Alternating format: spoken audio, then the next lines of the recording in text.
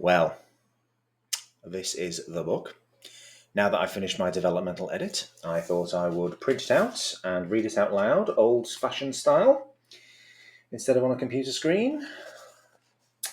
It was the best of times.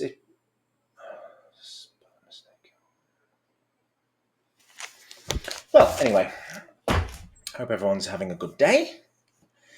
I thought for this video I would detail the magic in the book. Now, when I say magic, I mean it's nothing that's going to break any world records for originality. I know I'm supposed to be selling it up here, but what I mean by that is that what I was keen to do is create a magic system and make sure that it doesn't it isn't used to advance the plot. Basically, it isn't used as a get out of jail free card by a character.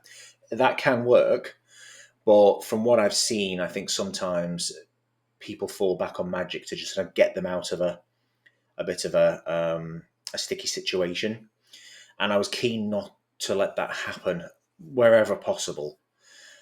That said, this is a fantasy world that I have created, and when you're talking about personifying the sun and the moon in a celestial battle, and one of them gets trapped behind a mirror, and there's gods and they create mortals and things like that, and I feel like the ship has sailed with regards to fantasy scenarios. So magic felt like a bit of a natural next step. So I thought about all the different magic systems I've seen that are very kind of spell based, that are very based in mythology, in history, elemental magic, that kind of thing. Magic that involves bargaining with a higher power, that they empower you, but in return you have to give them something, or you devote yourself to them, or you worship them in some kind of fashion. And in the end, I think I'm going to settle on an elemental magic here, because we are talking about celestial bodies. That's what created the world, Sol and Loon, and the more I thought about it, the more I realized, well, actually, it's not just elemental magic. Elemental magic is what happens later. It has to start with something. It has to come from somewhere. So I realized, of course, that the as the legend goes, and you can check out my first video on this channel, episode 1, where I detailed the lore behind Sol and Loon and what happens with that. But ultimately, it was just the two of them that they existed in the universe and existed in the sky above the world at first, and they were lonely. So they created children based, which they plucked from themselves as their emotions. So that's why we have gods of fear, of hate, gods of love and empathy, and so on and so forth. So I thought, well, when the gods created mortals, why don't we have a situation whereby some of those emotions linger inside mortals? Mortals have emotions, of course they do. But what if it's more than that? What if the magic that was used, the powers that were used to create the gods in the first place, what if a residue of that power, that emotional power, that signature almost, lived on in mortals on a much smaller scale? And then it became fairly straightforward for me to say, well, okay, it's a trope, but anger is fire, and water might be serenity or calm, or the mind, for example, powers of the mind. I kind of like to represent in different forms with regards to wisps of energy or things, projections from someone's mind. But ultimately the color is kind of purple, because I felt that was considered to be a very spiritual color. In fact, I'm sure it's one of the chakras, purple. I think it might be the eye, or maybe the crown. Please correct me in the comments if you know better than I. But I wanted that very much to be the case for the sort of mental abilities that people would have. But then I thought to myself, well, I love ever since Big Trouble in Little China, and the dude threw lightning from his fingertips, which I loved. I thought I've got to have that somehow in the book. I've just got to, because you can have so much fun with it, and it's such a spectacular thing for other people to witness. So ultimately, that is the powers that Fen possesses. And I thought, well, what emotion does lightning come from? It's panic. It's fast, obviously, but it's unpredictable. It's fear based, maybe. It's sudden. And I thought, well, anxiety, really, general anxiety, that sort of slight panic, slight undertones of something not being right, or not being needing to be fixed somehow, and the kind of that sense of panic that you sort of get, that felt like an apt pairing for lightning. So then I thought, well, is that where it comes from? Is there something? Is there anything more to it? And I thought, well, from my time with counselling clients in a psychotherapeutic environment, obviously emotions were a huge thing, and that's ultimately what drove me to develop character-driven stories. I love writing characters, and the kind of stuff that happens around the characters. It's not incidental, but it's definitely secondary. I love writing good characters who are have good conflict with each other, have good resolutions with each other, have good relationships with each other. So I loved all of that, those different aspects of character-driven stories. And I thought, well, people's emotions are they're like a they're like a still lake, and the lake runs very deep, and still waters run deep, as the saying goes.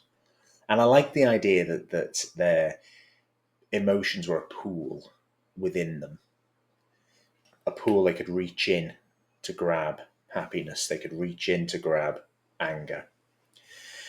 And that kind of played in a little bit more with the dark side of the psyche when I'm writing the characters, because especially for Darklings, which is what Fen is, they're born into a violent world, a very dark world.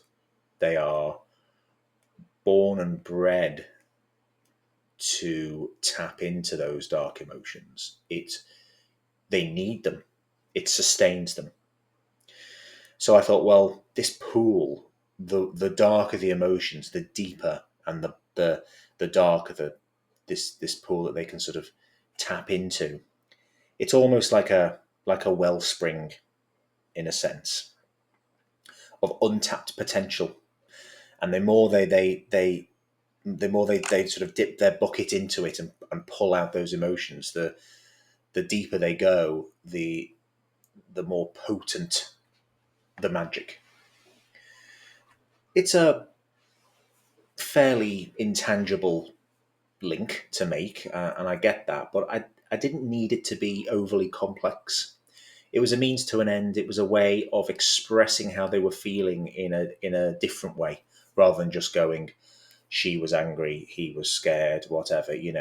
She flames began to snake around her hands, her eyes lit up, her eyes were ablaze with fury, that kind of thing. I felt that it was a good mechanism to kind of work in and express their emotional state of mind in a slightly different way. And magic is a really good vehicle for doing that, I think. So I very much kind of thought, right, okay, we've got our emotional pool, we've got our wellspring of emotions, I suppose. The more someone delves into it, the more powerful they become, but they also lose a piece of themselves. That's the trade-off. That ultimately you could drown if you're not careful. You could be consumed by it, by a torrent of emotions that you simply cannot control anymore. And it will either have two effects. It will either leave you utterly devoid of any emotion, because you've effectively, the well is dried up, or you will be consumed by it and effectively end up in a very much emotional schizophrenia kind of state of mind where you simply have no control over it anymore. It has consumed you. It is controlling you rather than the other way around. And this is very much the pitfalls that some characters start to fall into, which drives them, drives their behaviours and their motivations to do what they do, not just in this book, but in the books that follow. So that was very much that's been very much a fun thing to write. Emotional magic, tied to their experiences, their history, but also it feeds into the lore around the sun and the moon, the reasons behind it, the war that the gods went to, the fact that the gods themselves embody the emotions, and a piece of that lingers in mortals. But of course, what I didn't really want were babies popping out who were flying around the room or throwing fireballs from their hands and things like that. So I felt like there had to be a trigger as well. That was the other thing that was important.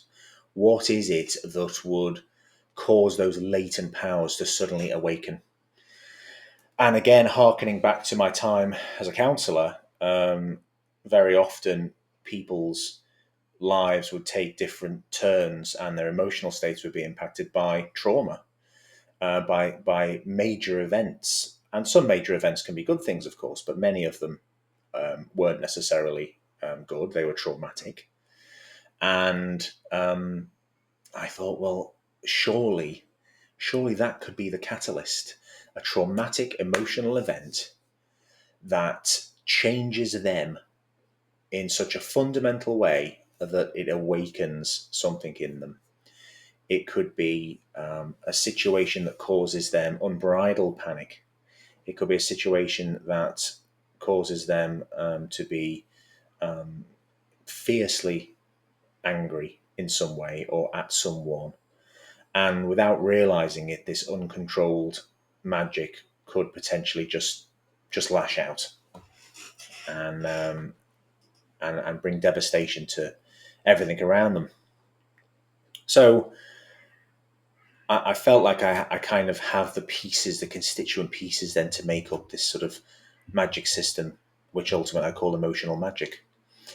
And although I don't have what you would class as a book of spells or a grimoire, um, I liked to weave in sort of little things about how everyone has the magic inside them. It's only that some people choose to exploit it, and others, and many people don't. Their lives trundle along perfectly well without ever having magic or experiencing it. But for those that do, there are various tomes that you can read, the most prominent of which is called the Book of Feelings. And the Book of Feelings is effectively this magic comes from this feeling. This is how you conjure it. This is what you need, in a way to kind of shortcut, if you like, the abilities. But they're taught to people in the same way that, an atlas might be taught to us, or, something, a point of reference effectively. Um, so yeah, it was fun creating the magic system. As I say, I tried not to allow it to be to divert too much from the characters, from what they're doing, how they're interacting with each other. But it does play an important part. Um, it is both part of what causes the trouble in the first place and part of what solves it. Having said that, it's not wholly what solves it. What solves some of the problems are part of the challenge of writing the book and avoiding just being an easy way out for magic, with magic, I should say. So it was a challenge, but it was an enjoyable one. So yeah, that's kind of the magic system. There are plenty of other magic systems out there that are very far more complicated, far more involved, and very good. And I certainly wasn't trying to ape any of that particularly, but I just felt like I know a little bit about people's feelings. I know my own feelings, and that's obviously surely the best place to write from. but I also know how those feelings translate into what motivates people's behaviors and why they do what they do. So, yeah, hopefully that will pay off ultimately. So, thank you very much for listening. I hope you got something from it. Please like, share, and subscribe the video, and subscribe to the channel. I would be very, very grateful for that. And yeah, hopefully in the next week or so, I'll have some news on the next stage of the book, how I'm getting on with the read through of it, and potentially progressing to a point where I can send it off for copy editing. So exciting times. Take care, everyone, and I will see you soon.